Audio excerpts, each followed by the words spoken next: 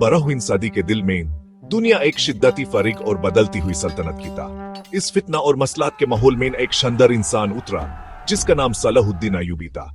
उसका नाम कबीली इतिहास शानदार और बसीरा बारी ईमान की नुहाते आजम था। सलाहुद्दीन अय्यूबी का सफर तिक्रित में एक कुर्दी खंदन में पैदा हुए। उसने अपने बचपन में ही इन्हीं गज़बे इन्हीं और ईमान पर अमल किया। सलाहुद्दीन अय्यूबी की शुराती फहमी तालीम और क्रूसेडर्स के खिलाफ मशाविर में शामिल होना उसके लियानत के लिए मकबूली हुई। 1187 में हत्तिंग की लड़ाई एक अहम मोहर बन गई जब उसने इसको क्रूसेडर से वापस लिया। सलाहुद्दीन अय्यूबी की मखफियत और ताइजी ने उसे दोस्तरों से मुख्तलिफ बनाया।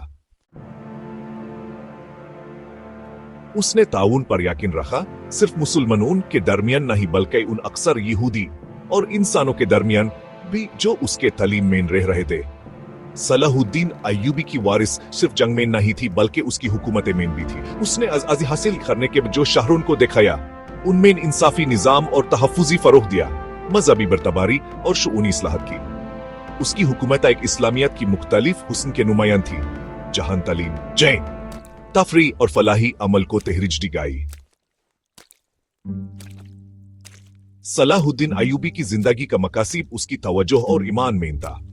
बड़ा आवारा सुल्तान होने के बावजूद वो रूहानी तौर पर गहरा था, अक्सर रोजा रखता, नमाज पढ़ता और रातों को इबादत में गुजारता। उसकी ईमान दोराई रहमत और सब्र ने उसे दोस्तरों और दुश्मनों दोनों की तज़ाए और इलाकत हासिल की। सलाहुद्दीन अय्यूबी की कहानी एक मंजिल और कुदरती कम की गवाही है। जब मुसीबत का सामना किया जाता है, उसकी जिंदगी सिर्फ इस्लामियत के कॉन्टेक्स्ट में नहीं बल्कि कुदरत और इंसानियत की एक यूनिवर्सल निशा है।